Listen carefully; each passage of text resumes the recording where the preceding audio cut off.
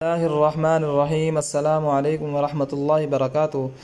پیارے دوستو، آج میں آپ کو بہت ہی پیاری حدیث سناؤں گا۔ آپ نے اس پر خود بھی عمل کرنا ہے اور دوسرے دوستوں کو بھی زیادہ سے زیادہ شیئر کرنا ہے۔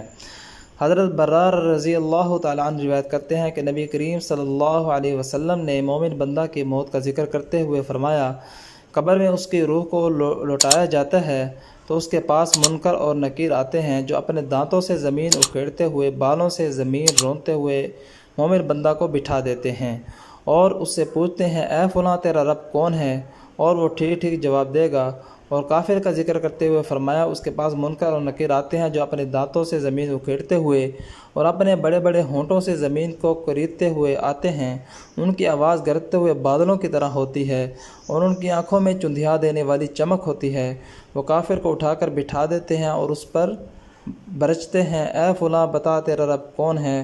اور وہ جواب نہیں دے پاتا۔ آگے بھائیو، خود سوچ لو کہ ہمارا حشر کیسا ہوگا۔ اس لیے پلٹ آؤ اللہ کے قرآن کی طرف، پیارے آقا صلی اللہ علیہ وسلم کی بات کی طرف۔ اسی میں ہم سب کی نجات ہے اور دین میں یہی دو چیزیں، باقی سب ادھر ادھر کی ہیں۔